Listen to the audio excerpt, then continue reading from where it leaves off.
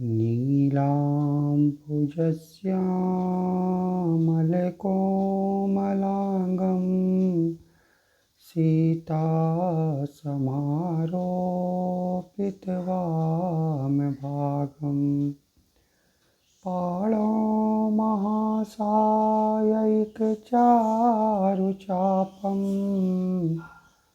नमामि रामं रघुवंशनाथं। नमामि रामं रघुवंशनाथम। इस बालकांड में की शुरुआत में ही रामचरितमानस की महिमा का तुलसीदास जी ने बड़ा अच्छे से वर्णन किया है। सच पूछा जाए तो जब हम किसी भी चीज़ की, किसी भी वस्तु के, किसी भी व्यक्ति के, किसी भी पुस्तक के, किसी भी चरित्र के महिमा आत्मा महत्व को नहीं जानेंगे तो फिर हो सकता है कि मेरा रुझान या मेरा मन उस चरित्र में नहीं लगे। ये मानव स्वभाव है। जब हम किसी भी चीज़ के महत्व को जान जाते हैं तो उसको बड़ा आदरपूर्वक अपने पास रखते हैं या फिर अपने जीवन में उतारते हैं। उसी तरह रामचरितमानस की महिमा तो अपार है। उसके लिए लाखों मुख कम पड़ जाएंगे कि उनकी महिमा का गुणगान करें। फिर भी यथासंभव जो तुलसीदास जी ने इसकी महिमा की बखान की है उसको यथासंभव मैं आप लोग के सामने रखने जा रहा हूँ।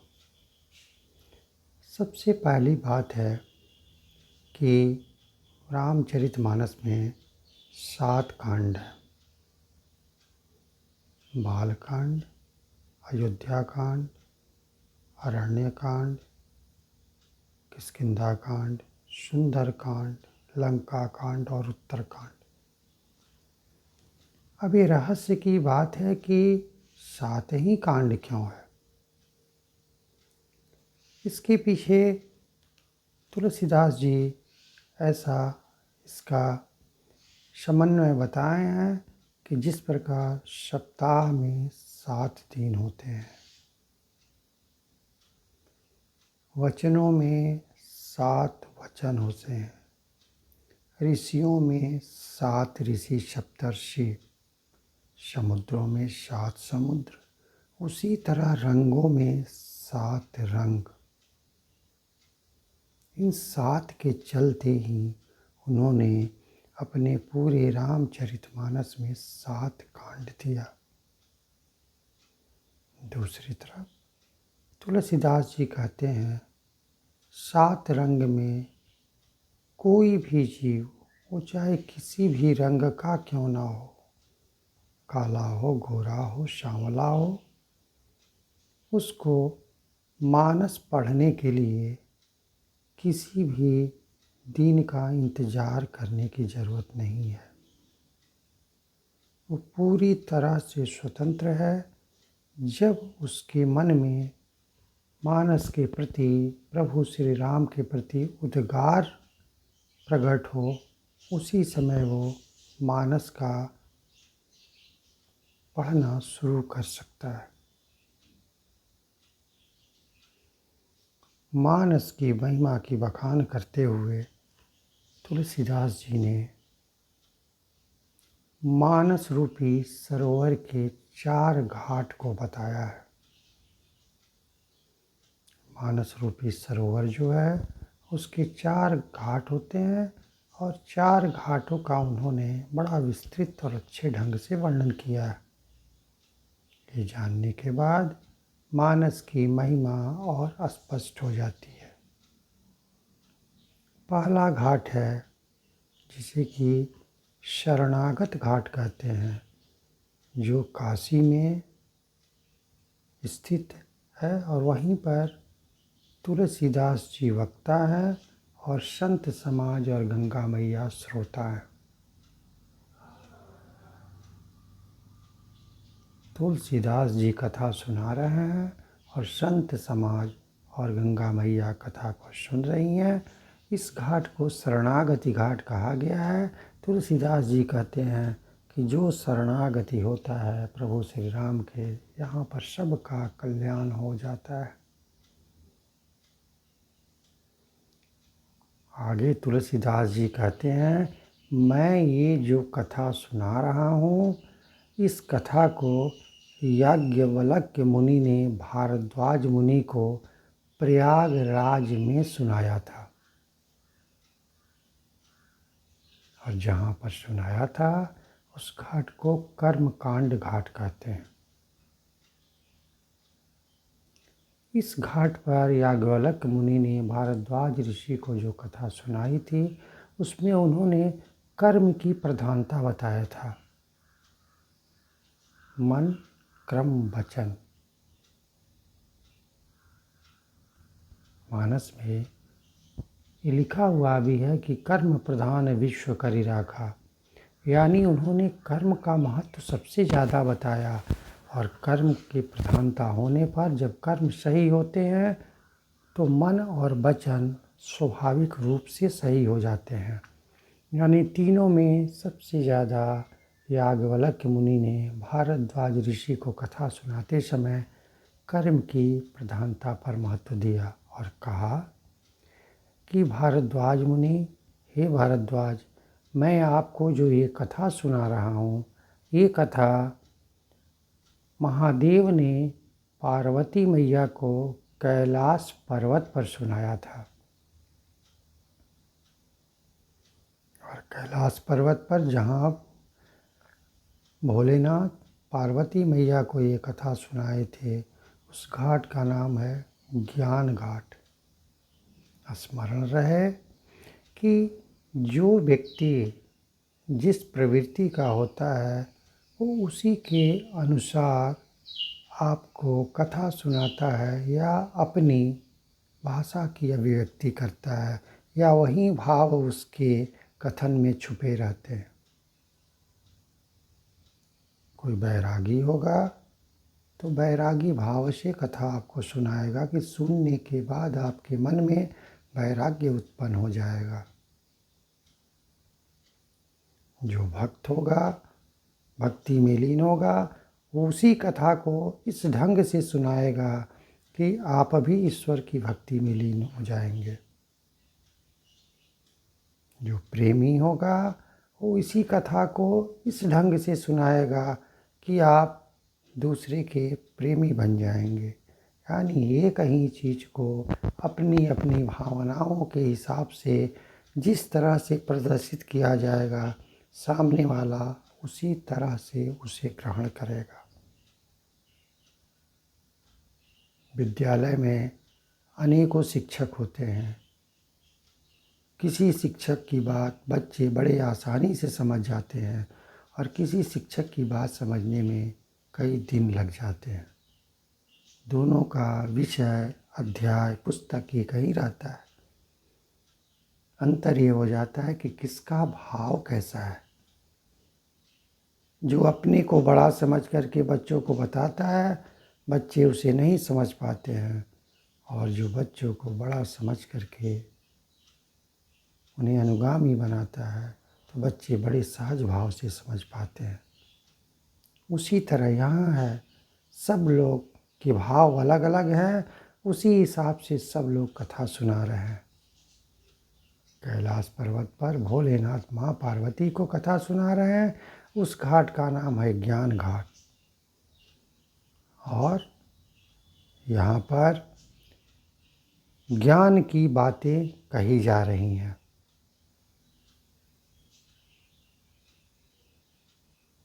यानी कि भोलेनाथ कह रहे हैं कि हे पार्वती, जीवन में अनुभव का बड़ा महत्व है, ज्ञान का बड़ा महत्व है। कोई अनुभवी व्यक्ति यदि कोई बात कहता है तो उसकी बात को मानना चाहिए, ध्यान देना चाहिए, और इससे मनुष्य के समय की बचत होती है।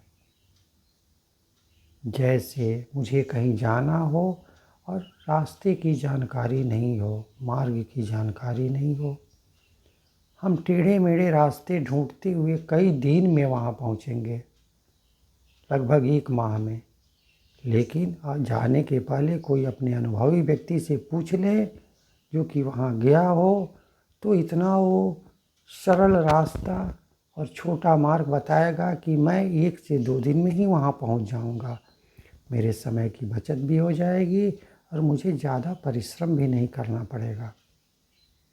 और ये तभी संभव है जब हम अनुभवी व्यक्ति से ज्ञान प्राप्त करें।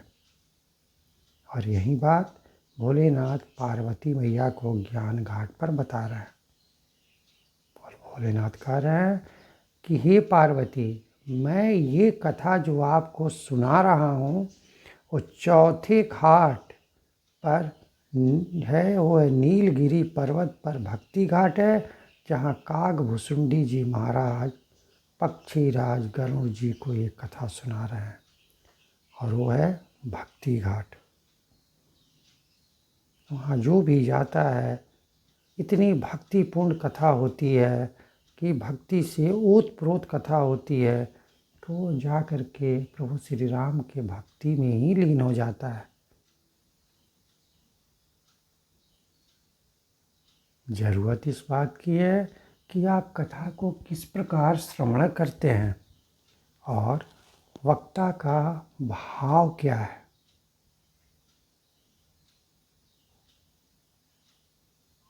तुलसीदास जी जो काशी में शरणागत घाट पर जो कथा सुना रहे हैं, उसमें तुलसीदास जी ने मानस की महिमा का बखान करते हुए उन्होंने रामचरितमानस को संजीवनी बूटी कहा है।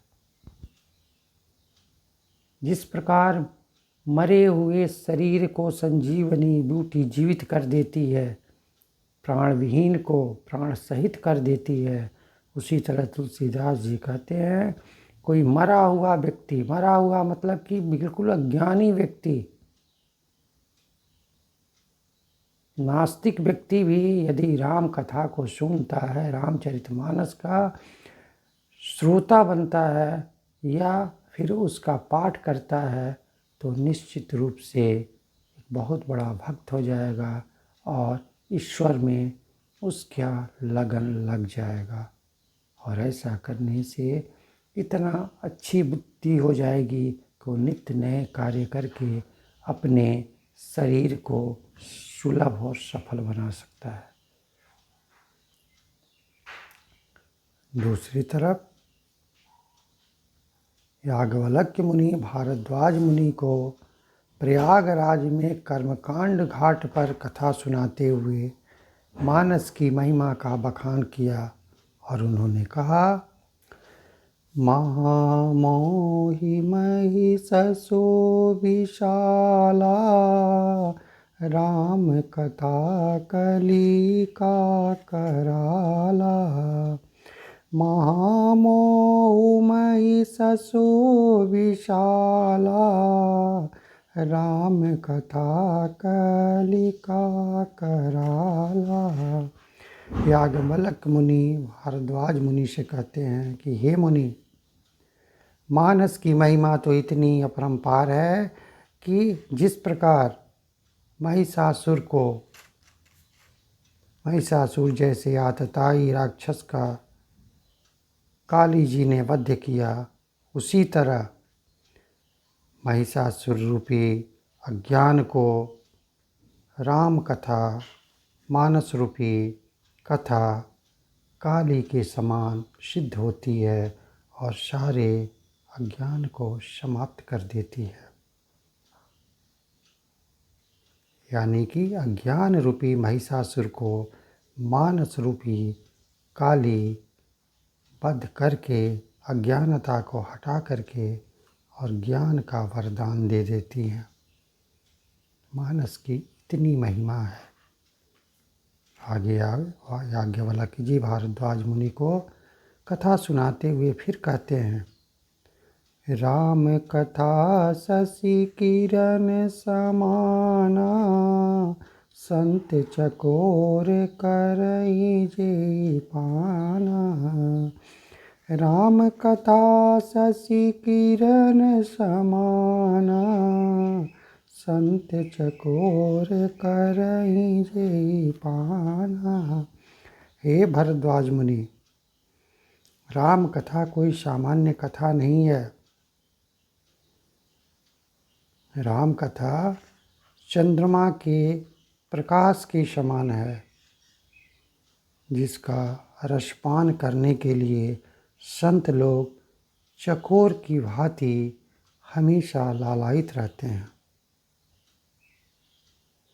यानी कि जिस प्रकार एक चकोर पक्षी चांदनी को देखने के लिए लालायित रहता है, उसी तरह संत लोग राम कथा को सुनने के लिए लालायित रहते हैं और सुन करके अपने जीवन को धन्य बना लेते हैं। राम कथा की महिमा, मानस की महिमा सामान्य नहीं है।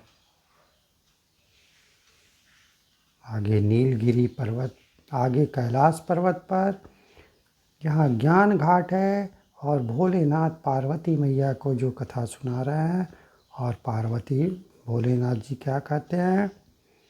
राम कथा सुंदर कर तारी, संशय बिग उड़ाव निहारी। राम कथा सुंदर कर तारी, संशय बिहग उड़ाव निहारी। यानी कि हे पार्वती, राम कथा जो है, मानस का जो गान जो है, रामचरितमानस का जो भी व्यक्ति अध्ययन करता है, वो राम कथा जो है सुंदर कर तारी, संशय बिहग उड़ाव निहारी। राम कथा जो है एक सुंदर तारी यानी ताली है। संशय बिहग उड़ाव निहारी, संशय मतलब कि शंका, बिहग मतलब कि पक्षी। जिस प्रकार एक पक्षी को उड़ाने के लिए आदमी ताली बजाता है, आवाज़ सुनते ही वो पक्षी उड़ जाता है, उसी तरह भोलेनाथ कहते हैं कि हे पार्वती, यदि मन में किसी भी प्रकार का संशय होता है, यदि संशय रूपी पक्षी मन में बैठा हुआ है, तो राम कथा रूपी ताली को बजाइए, आपके मन से संशय का समाधान हो जाएगा। मन में जो भी समस्या या शंका या संशय है, वो तुरंत ही समाप्त हो जाएगा। ज़रूरत इस बात की है कि आप कितने भक्ति भाव से इस रामचरितमानस का पाठ कर रहे हैं। आगे महादेव जी क्या कर रहे हैं? राम कथा कलि बिटप कुठारी, सादर सुनु गिरिराज कुमारी। राम कथा कलि बिटप कुठारी, सादर सुनु गिरिराज कुमारी। आगे महादेव जी मानस की महिमा का बखान करते हुए पार्वती जी से कहते हैं कि विटप कथा कुठारी, यानी कि राम कथा जो है वो विटप कुठारी, पेड़ काटने के लिए कुल्हाड़ी का काम करता है। यानी कि जिस प्रकार एक पेड़ को काटने के लिए कुल्हाड़ी की ज़रूरत पड़ती है, उसी तरह राम कथा जो है मन में जो संशय रूपी जो वृक्ष हैं, पाप रूपी जो वृक्ष है, अज्ञान रूपी जो वृक्ष है, वो सब को काटने वाला एक कुल्हाड़ी का काम करता है।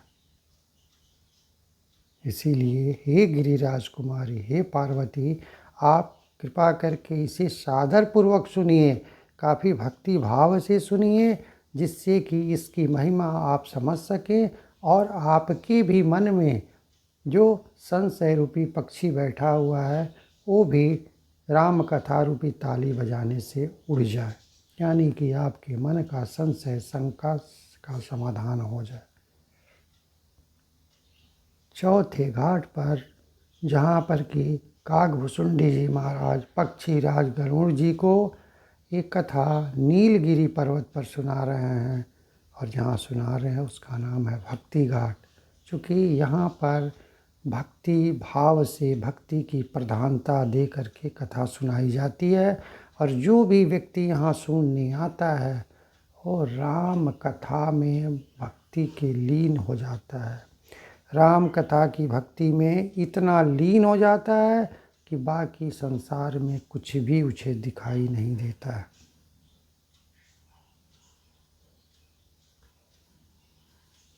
एक बार गणूर जी महाराज वहाँ काकभूषुंडी जी महाराज से कथा सुन रहे थे।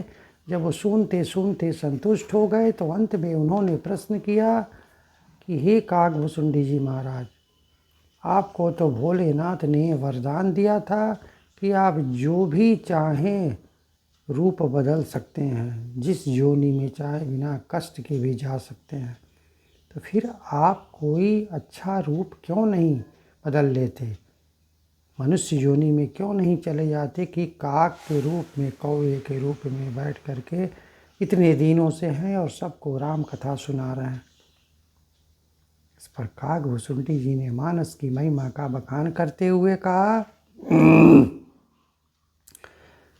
ताते यह तन मोहि प्रिय, ताते यह तन मोहि प्रिय, भयउ राम पद ने, निज प्रभु दर्शन पाय गए, सकल गए संदेह।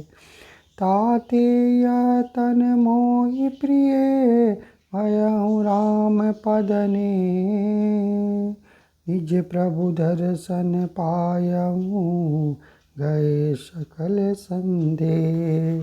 काकभूषुंडी जी महाराज कहते हैं कि हे पक्षीराज गणूर जी, आप बात सही कह रहे हैं कि भोलेनाथ ने मुझे वरदान दिया है कि हम जब भी चाहें बिना कष्ट के किसी भी योनि में अपने शरीर को परिवर्तित कर सकते हैं। लेकिन मैं क्यों नहीं कर रहा ये जान जाइए, क्योंकि मैं इसी रूप में, कौवे के रूप में ही अपने राम की भक्ति पाया और प्रभु श्री राम का दर्शन कर पाया। इसीलिए मैं इस देह को बदलना नहीं चाहता। इस प्रसंग से हमें ये सीख मिलती है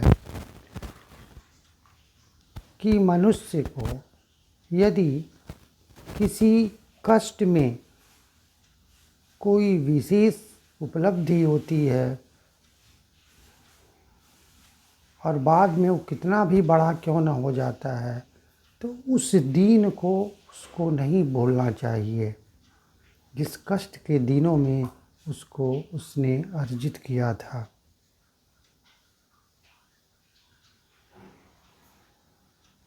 और वो समय कभी भी नहीं भूलना चाहिए, क्योंकि वही समय, वही वक्त, वही पल था कि जिसमें उसको बहुत बड़ी उपलब्धि मिली थी।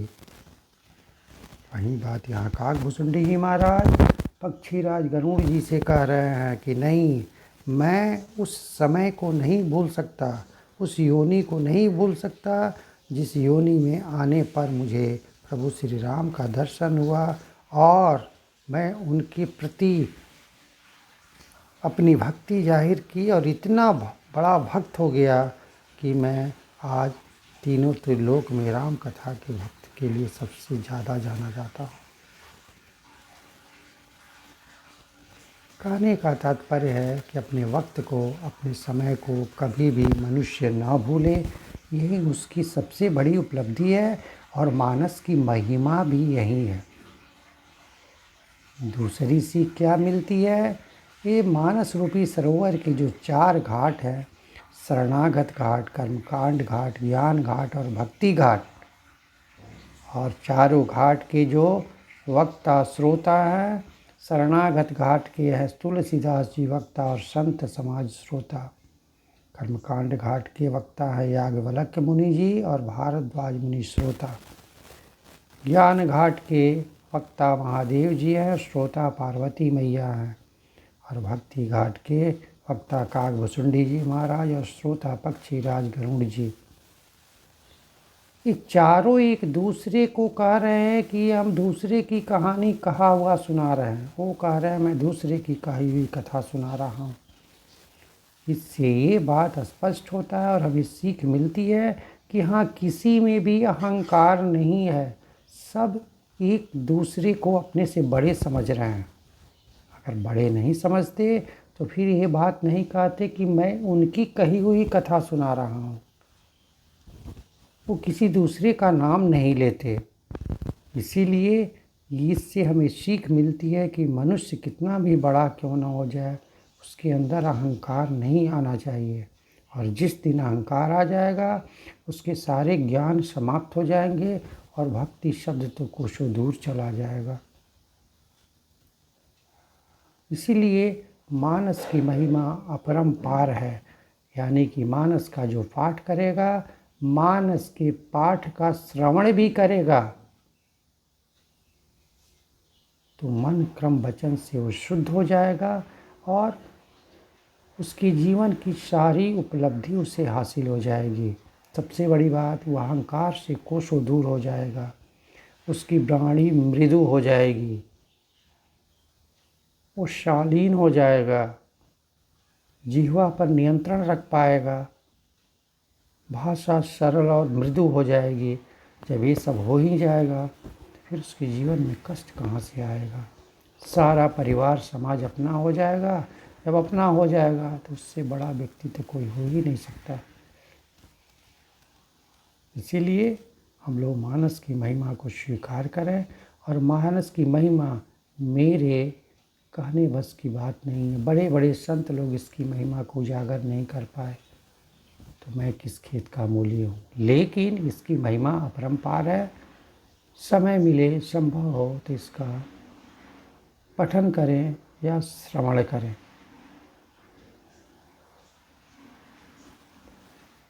अपने कर्म को तो करते ही रहें और ईश्वर में विश्वास करके ये सदैव गुनगुनाते रहें।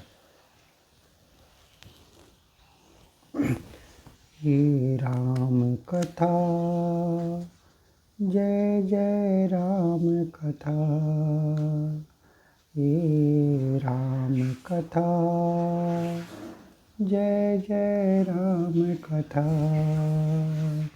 इसे श्रवण कर मिट जाती है, इसे श्रवण कर मिट जाती है मेरे मन की व्यथा। जय राम कथा, जय जय राम कथा, जय जय राम कथा, जय जय राम कथा। जय श्री राम।